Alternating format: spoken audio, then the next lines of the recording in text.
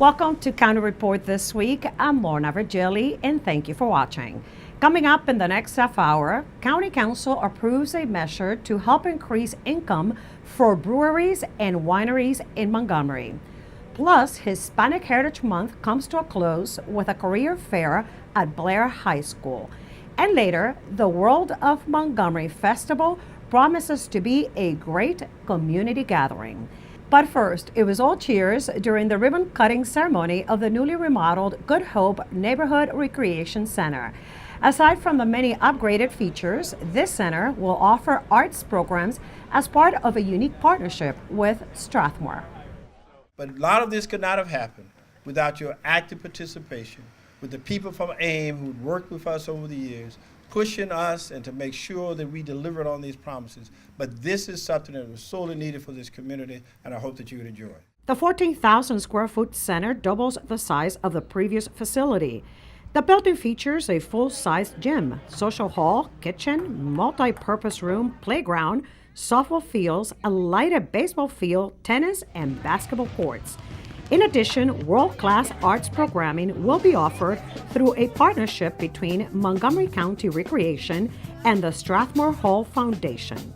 And so I saw the building of these centers as absolutely the righting of an historic wrong and a willingness to invest in the older communities and the people who had been here and the people who had spent their lives here just as willingly as we had built shiny new facilities in other parts of the county. These always stood out in sharp contrast against that.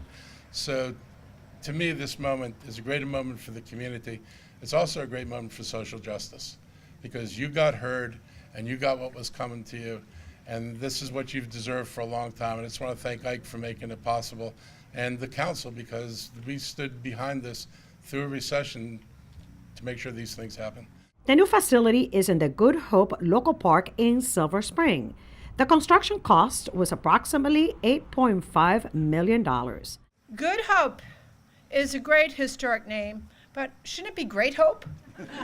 Because that's what you are. You have great hope, we have great hope, and we will take it to the next level. And it's all because of you. Congratulations. The Good Hope Neighborhood Recreation Center is open Tuesday through Saturday. For more information, visit montgomerycounty.nd.gov/rec. 3 Montgomery County Public Schools participated in the official Walk to School Day celebrations. We visited Gaithersburg Elementary School, where City Mayor Judd Ashman and MCPS Superintendent Dr. Jack Smith led students in the morning activities. Students crossed the street using crosswalks as part of an effort to remind pedestrians of all ages to use the crosswalks while reminding drivers to be alert for pedestrians. National Walk to School Day is about 3 things. The first thing is it's good for us physically to walk. The second thing is it's good for the environment to walk. And the third thing is we have to be safe when we walk. And the people who drive cars and trucks and buses have to be safe too. But we have to pay attention because if they're not safe, they don't get hurt. We get hurt when we're walking. Of course, police and fire and rescue personnel were at hand, together with Sparky the fire dog and Zeal the crosswalk zebra. Walk to School Day is celebrated annually to reinforce finding safe ways to walk to and from school. The council has unanimously passed a measure that will make it easier for breweries and wineries to do business in the county. Susan Kennedy has the story. World Brewing Company. My name is Rob. I'm one of the owners here. The zoning text amendment will expand the opportunities for breweries, wineries, and cideries located in the agricultural reserve to grow their businesses. In addition to producing alcoholic beverages, the measure also allows tasting rooms and food sales. It gives you a destination, and it gives you a great way to spend time with your friends and your family, make memories, and keep the land in use, keep agriculture thriving and evolving and changing. And I think that's what really this is about, is modernizing the vision of what agriculture is and can be in our reserve. Council President Hans Reamer sponsored the zoning text amendment along with Councilmember Craig Rice. They say the zoning measure preserves the character of the agricultural reserve while giving farmers the ability to supplement their income. So having the ability to diversify their crops, making sure that if they wanted to start growing barley and hops and have a market for it, because now we're allowing these breweries to be able to be here in our agricultural reserve and process their own crops as well.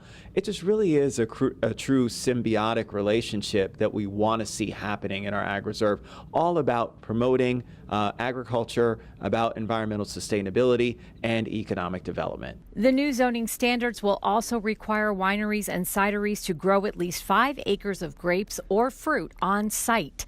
Breweries and distilleries must grow 1 acre of crops used in their products. Events between 225 and 100 people will be limited to 50 per year, and businesses will be allowed 5 ticketed events per year. Yeah, well, we've put provisions in the law that really try to hew towards genuine breweries and wineries and distilleries where the product is the focus of the business. It's what you put in the bottle that is really driving the business and its decisions and its revenue, its business strategy, rather than a kind of event party business that sort of makes some crummy, beer or wine in order to justify its existence. We're not looking to facilitate that. We want people who are in a craft industry, who are really committed to what they make and their heart's in it and their soul's in it. And that's what we're looking for. The zoning text amendment will take effect later this month. In Rockville, I'm Susan Kennedy for County Report This Week. Rockville has a new city clerk, and Rockville 11's Kathy Dantzler introduces us to her. The mayor and council named Deputy City Clerk Sarah Taylor Farrell Rockville's new City Clerk Director of Council Operations. Taylor Farrell has worked for the city for over 2 decades, most of those years in the City Clerk's Director of Council Operations office. The City Clerk, Director of Council Operations, plays a critical role in the regulatory compliance, acting as the liaison between the mayor and council and the community, and also with the city staff and the business community, as well as other local municipalities and county, state, and federal government. For County Report This Week, I'm Kathy Dantzler. Coming up on County Report This Week, County Council seals Hispanic Heritage Month, celebrating 4 outstanding community members. And the county celebrates Energy Action Month. We tell you about some community events geared to protect our environment. These stories and more when County Report This Week returns. Election Day is fast approaching. Is your registration current and accurate? Don't wait. Register online. It only takes minutes. Visit 777vote.org to check your registration. The deadline is October 16th at 9 p.m. Make sure your registration is up to date. Vote-by-mail ballots are also available. Visit the website to submit an application. Remember, your time, your voice, your vote. Join us for the World of Montgomery Festival at Montgomery College, featuring a rich cultural experience for the entire family with live music, food, crafts, and cultural performances celebrating our county's diverse ethnicities. This free event is made possible by our generous partners and takes place on Sunday, October 21st from noon to 4 p.m. at Montgomery College's Rockville campus. You won't want to miss this.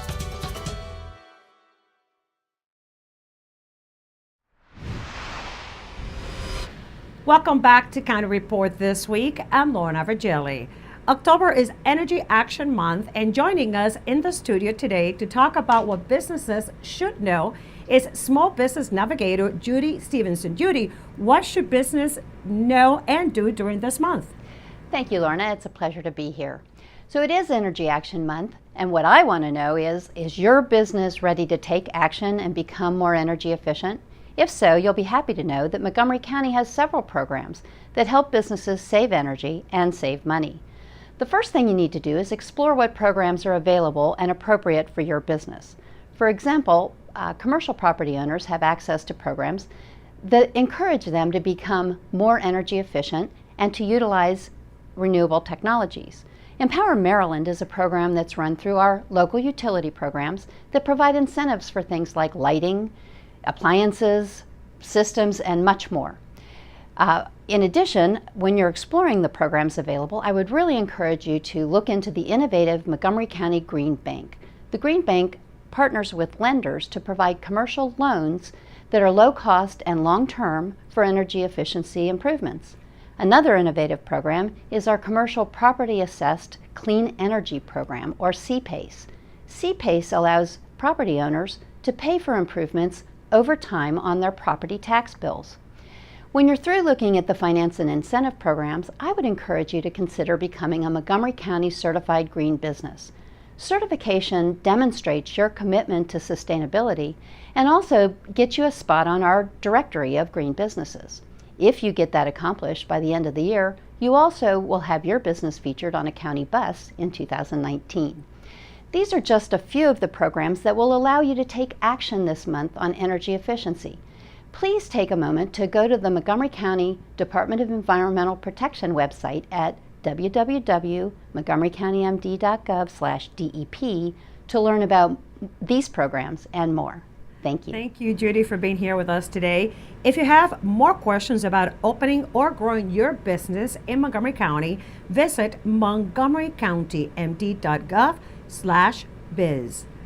The Department of Environmental Protection is also celebrating Energy Action Month with some events for residents. Learn more about a quick home energy checkup or go to an energy presentation at county senior centers.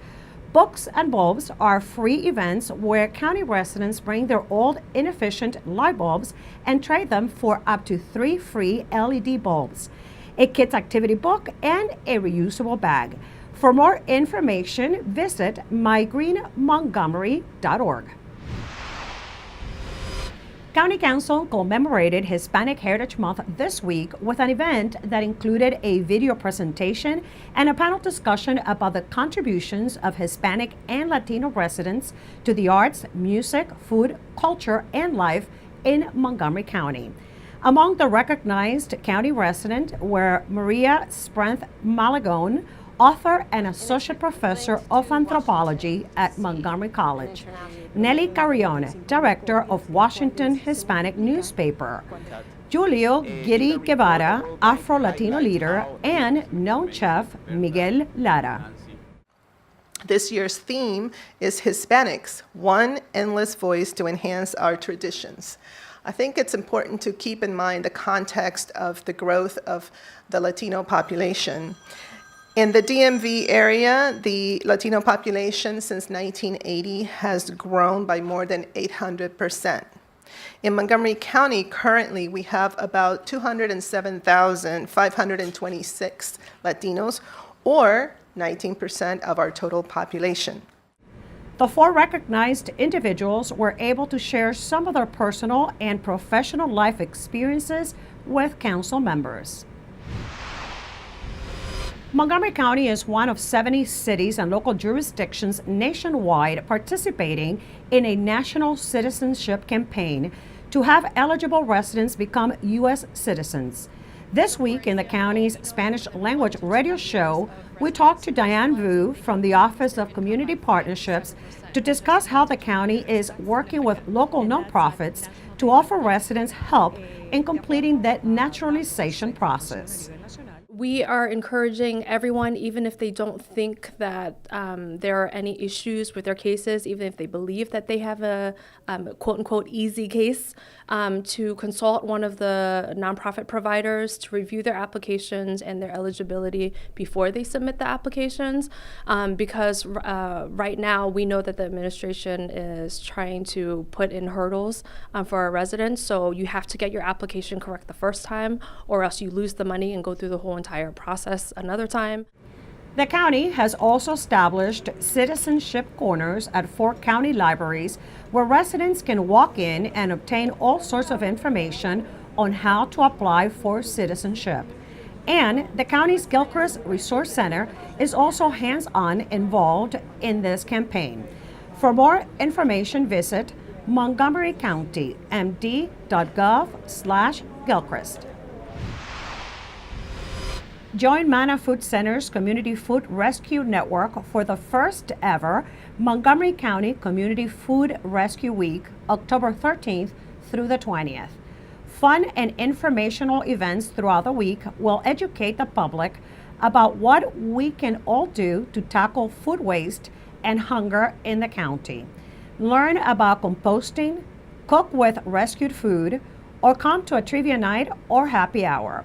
Be sure to mark your calendar for October 20th, when teams of professional and amateur chefs will face off in the No Waste Big Taste cooking competition at the Fresh Farm downtown Silver Spring Market.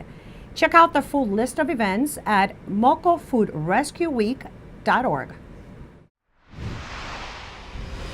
The mayor and council in Rockville show their support to local small businesses during a walking tour. Rockville 11's Kathy Dantzler tells us how. Small business represents the spirit of entrepreneurship in Rockville, and that's why the mayor and council took time out to show their support for small businesses that make up the Twin Brooks Shopping Center for its last Walking Town meeting. This is an opportunity for the mayor and council and city staff to meet with residents, business owners, property owners, hear their concerns, and engage a very productive dialogue about the future of this area. It tells these small businesses that whatever they need, whatever challenges they're going through, the City of Rockville is here to assist them in any way that we possibly can. Walking Town meetings offer a casual environment for an informal meeting between the community and city leadership and staff. If you would like to have a Walking Town meeting in your neighborhood, head to rockvillemd.gov and search Walking Town Meetings for more information. For County Report This Week, I'm Kathy Dantzler. Coming up on County Report this week, it was a career fair with emphasis on Hispanic culture. We'll tell you which local high school hosted this unique encounter. And County Council makes a call to county youth to come and participate in the annual Youth Town Hall meeting. Stay with us. County Report this week. We'll be right back. Did you know there are more than 10,000 county government phone numbers? But there's only one number you need to remember for non-emergency calls, 311. MC311 is Montgomery County government's online telephone information system. Need information? Have a problem or complaint? Trying to locate a county government facility? Call 311. The call center is open Monday through Friday, 7 a.m. to 7 p.m. The website is available 24 hours a day, 7 days a week. In Montgomery County, we have a goal to reduce waste and recycle 70% of all waste by 2020. By recycling and reducing waste, we save natural resources and make our community even better. So recycle at home, work, school, everywhere, and keep recycling going.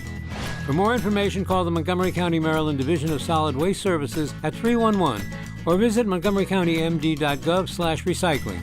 Keep it going. Recycle more now. Welcome back to County Report this week. I'm Lorna Virgili. Young men of color across the state are increasing their chances of securing successful futures by attending the Maryland Male Students of Color Summit hosted by Montgomery College.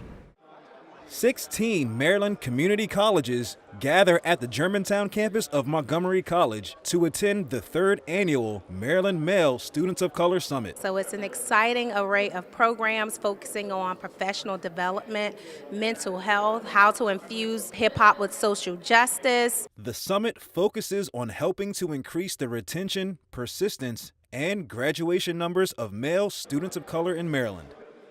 Breakout sessions are set up across multiple rooms where students are engaged in workshops that are designed to help build skills that are not only necessary for the classroom, but throughout life as well. We are working very hard to try to bridge the gap between the inequities and their academics so that they are successful. Faculty and staff are also engaged in workshops to learn how to better work with this underserved population. This is all about student success. Students and faculty and staff from across the entire state find ways that help them succeed in school and help them succeed in life. Those who attended the summit were enlightened with empowering presentations about legacy, family, consistency, and hard work made by student spotlight speaker Sadiq Ali and award-winning journalist John Quinones. I see myself in their faces. I just want to remind them that you know, you gotta believe. Never take no for an answer. My hope is that young men see the power in themselves, see the power to make better decisions, make different decisions, for them to be able to impact their future, for them to be able to write their own story, their own narrative. With programs like this, Montgomery College continues to achieve the promise of better serving students in need of support for their academic success. We hope that they are enlightened, we are hoping that they're engaged, and we're hoping that they are being impacted. For County Report this week, I'm James McLean. Montgomery County elected officials, including County Executive Ike Leggett and members from the Board of Education, joined 9th and 10th grade students at Wheaton High School to kick off the English as a Second Language Resource Fair. ESOL students come from various cultural, socioeconomic, and academic backgrounds. The goal of the school district's ESOL program is to help students develop their English language skills to succeed in an academic setting. Many of our students are here in the U.S. for the first time, and we just want them to know that hard work pays off, to never give up, and just to know who in the building is available to help them as a resource, and just to know that there are many different strategies that they could pick up and learn to help them as they go along throughout their educational system, but just really to let them know that, you know, we're all here to help, and that no matter what someone has told you in your life about you being a failure or not being able to accomplish your goals, that you can do that persistent and hard work pays off. Montgomery Blair High School recently held a career fair with emphasis on Hispanic culture and leadership. MCPS-TV brings us a story. Hola a todos, buenos días. Mi nombre es Montgomery Blair High School celebrated National Hispanic Heritage Month with a special bilingual panel called Si Se Puede.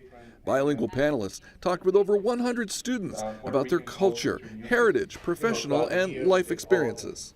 I want my students to see that they have role models in the community, role models in school. I want my students to also feel empowered by the stories that our panelists are talking about to overcome adversity. The panelists highlighted the importance of being bilingual and bicultural, not only to preserve their culture, but also because of the many benefits in the job market and in life. Just told them that I think it's really important to speak two languages and that there's many benefits to not only maintaining the language that they already know, but to also become fluent in English. For police officers, we get paid more to speak two languages. So that's just one incentive. And of course, it's great that we can communicate to more people than we would be able to if we only spoke one language.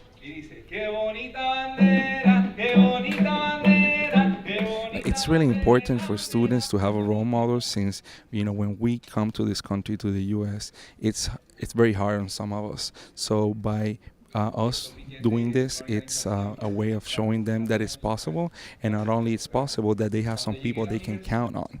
So I want to be that person, and I guess all of the panel members that are here today can also be some leaders and role models for students that have these dreams and they can achieve them.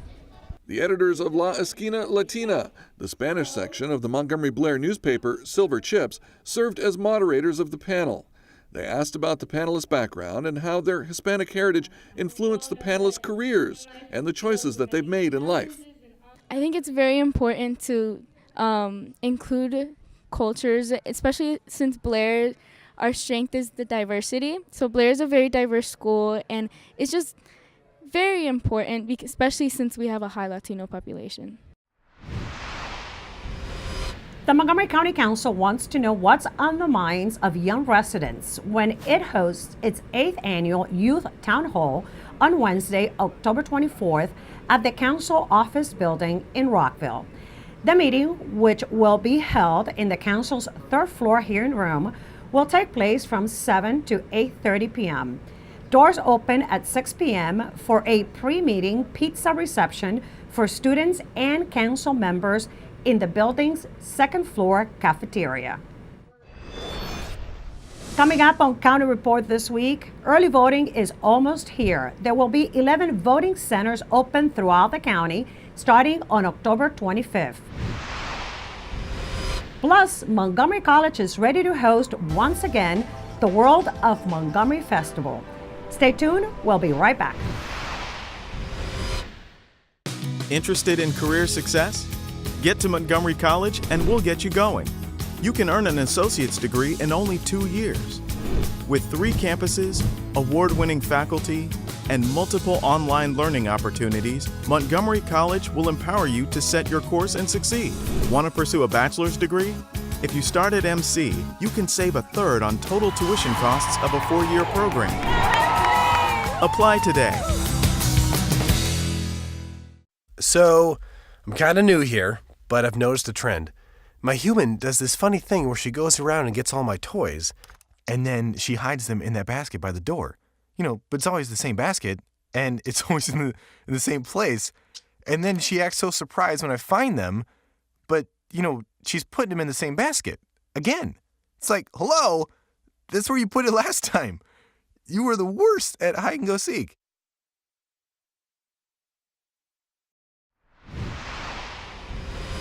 Welcome back to County Report this week. I'm Lorna Virgili.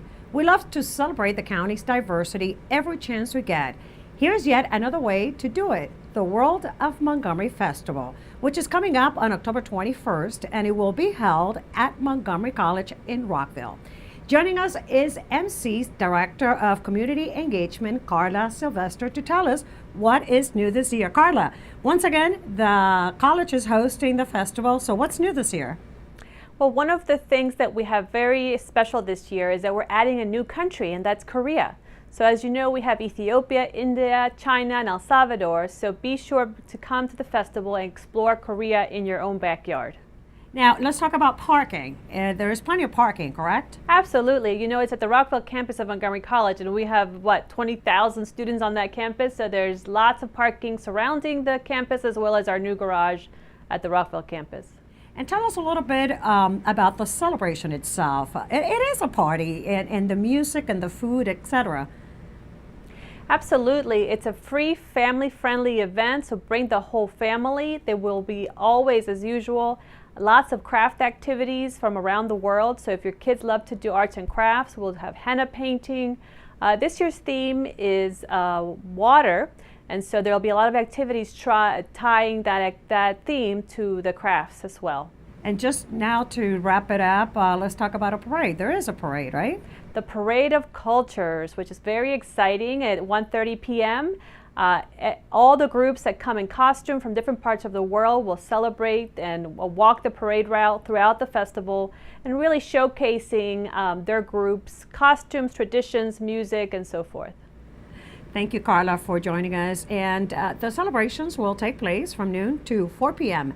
For more information, visit worldofmontgomery.com. Here's your chance to get a rare glimpse of some unique cars. Join us on October 20th from 11 a.m. until 3:30 p.m. at Rockville Civic Center Park. That's where more than 500 antique and classic cars will be displayed. Car enthusiasts can share fun memories of the vintage vehicles. The show also has a flea market and car sales area. It's free and open to the public. For more information, go to rockvillemd.gov/car show. The gubernatorial general election will take place on November 6th, but voters may also vote now using an absentee ballot or during early voting. There will be 11 early voting centers throughout the county from October 25th through November 1st. Voting centers will be open from 10 a.m. until 8 p.m., including Saturday and Sunday. If you vote early, you may not vote by mail or on election day. For more information on specific locations, voting by mail, or other election topics, visit 777vote.org or call 240-777-VOTE. And with that, we close this edition of County Report this week. Remember to like us on Facebook and to join us again at this time every week for a look at what's going on inside Montgomery County. I'm Lorna Virgili, and thank you for watching.